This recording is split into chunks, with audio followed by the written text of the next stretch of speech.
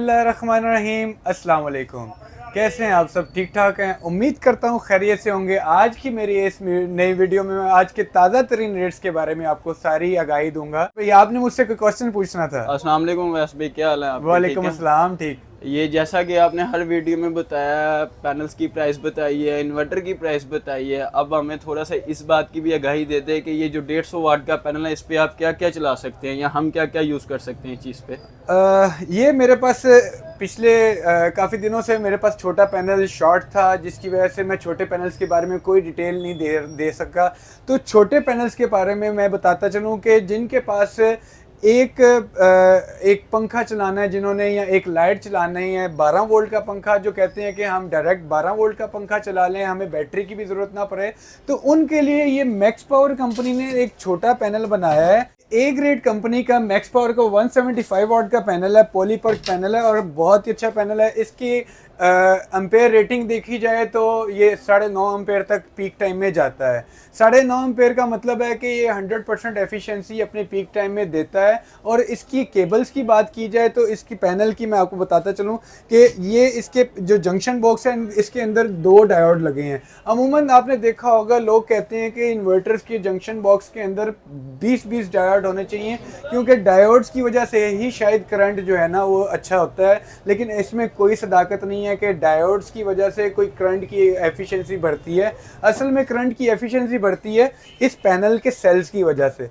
Panels के अंदर जितनी अच्छी क्वालिटी का सेल होगा उतना ही लॉन्ग लास्टिंग होगा। अगर किसी हल्की कंपनी से पैनल परचेज करके, मतलब आजकल जो sale Germany, sale Japan, sale America, Canada के नाम से जो पैनल्स आ रहे हैं, उसके अंदर एक तो सबसे बड़ी कबाहत ये है कि उसके सेल के अंदर क्रैक्स आ जाते हैं। वो क्रैक्स इसलिए आते हैं कि उसके अंदर वो एफिशिएंसी नहीं है कि वो जो करंट जनरेट कर रहा है वो अपने ज़्यादा एफिशिएंसी का करंट जनरेट करता है, जिसकी वजह से वो पैनल्स के अंदर क्रैक आ जाते हैं। और मेन दूसरी इसकी वायर जो है, लोग कहते हैं कि हमारे पैनल्स की जो है वो एफिशिएंसी नहीं आ रही है, हमारे पैनल्स के अंदर करंट प्रोडक्शन कम हो गई है। उसकी सबसे बड़ी मेन रीज़न जो है वो क्या है, वो यहाँ से पैनल को काट देते हैं। और panel most of the time जो देखा जाए, पैनल्स के जो लो क्वालिटी के पैनल्स हैं उनके अंदर सिल्वर वायर आती है। सिल्वर वायर होने की वजह से जब यहाँ से कनेक्टर काटा जाता है और जब उसके साथ आप कॉपर की कोई और वायर जो है वो टाई अप करते हैं, तो वो जब सिल्वर और कॉपर आपस में उसके अंदर जब बारिशें वगैरह होती हैं तो पानी जमा होता है, तो उस पानी के लगने की वजह से और इसके अंदर कार्बन आ जाता है। वो कार्बन इसकी एफिशिएंसी कम करने में सबसे ज़्यादा जो है वो किरदार अदा कर रहा होता है। कि यहाँ पे जहाँ पर जो ये कंपनी ने MC4 कनेक्टर्स दिए हैं, इसको मत काटें, क्योंकि इसके काटने की वजह से कंपनी की जो वारंटी है वो ख़त्म हो जाती है। और उसके बाद प्रॉपर किसी अच्छे इंस्टॉलर से पैनल इंस्टॉल करवाएं। अच्छा इंस्टॉलर होगा उसको ये लाजमी पता होगा कि मैंने MC4 कनेक्टर ही यूज़ करने हैं। चलते हैं इसकी एफिशिएंसी और प्राइस की तरफ। तो प्राइस इसकी देखी जाए तो ये 17,000 रुपये का पैनल है, मैक्स पावर कंपनी का पैनल है, 170 वाट का पैनल है। और इसके वारंटी कार्ड्स इसके साथ लाजमी आते हैं। मैं आपको वारंटी कार्ड का भी बताता चलूँ कि इसके साथ जो है वो वारंटी कार्ड कौन से आते हैं। वारंटी कार्ड किसी भी कंपनी का, जो ए ग्रेड कंपनी का पैनल है, जब आप परचेज़ करते हैं तो उसका ये वारंटी कार्ड है। इसके ऊपर जो भी डीलर, उसका मैक्स पावर का डीलर होगा, वो आपको इसके ऊपर जितने वाट का पैनल आपने परचेज़ किया होगा उसके ऊपर आपको अपना साइन स्टैंप और 5 ईयर्स की इसकी वारंटी लिख के देगा। अमूमन छोटे पैनल्स की देखा जाए तो 5 साल की वारंटी आती है। और आपने जिससे भी पैनल परचेज किया है वो इसका रिस्पॉन्सिबल है आपको पैनल रिप्लेस करके देने में। आपने मैक्स पावर कंपनी का पैनल परचेज किया है तो इसके पीछे कंपनी ने उसका एड्रेस, जो वारंटी सेंटर का एड्रेस है, वो मेंशन किया हुआ है कि आपने ये पैनल उस कंपनी के वारंटी सेंटर में जाके ही क्लेम करवाना है। अदरवाइज जो रिसेलर्स होते हैं, जो डीलर्स होते हैं, उनके पास ये अथॉरिटी नहीं होती पैनल रिप्लेस करके देने की।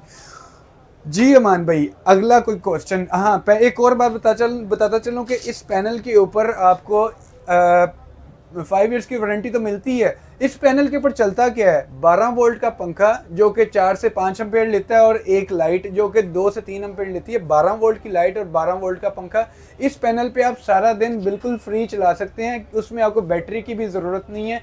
डायरेक्ट पैनल्स की वायर जो है ना वो आपने पंखे की वायर्स के साथ अटैच करनी है और पंखा हैंग कर दें, वो आपको 7 से 8 एम्पेयर के दरमियान जो भी रिजल्ट मिलेगा वो आपके सामने होगा।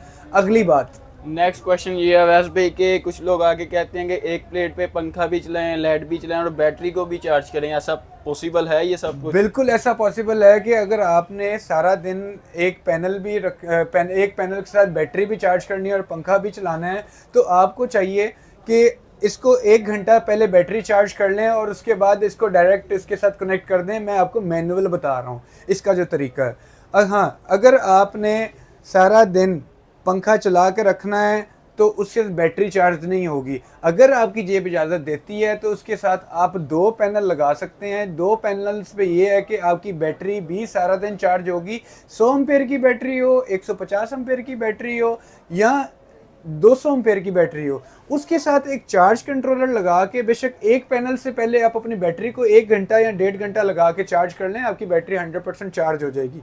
उसके बाद आपने अपने पंखे को डायरेक्ट करना है तो मैनुअली उसके अंदर कोई बेड स्विच लगा लें, कोई ऐसी कोई चीज़ लगा लें जिससे आप अपने पंखे को डायरेक्ट करके अपना चला सकते हैं, जिसमें सुबह 6 बजे से शाम 6 बजे तक जब तक धूप है आपका पंखा बगैर बैटरी के, बगैर किसी वापडा की रुकावट के सारा दिन चलता रहेगा, वो भी बिल्कुल मुफ्त।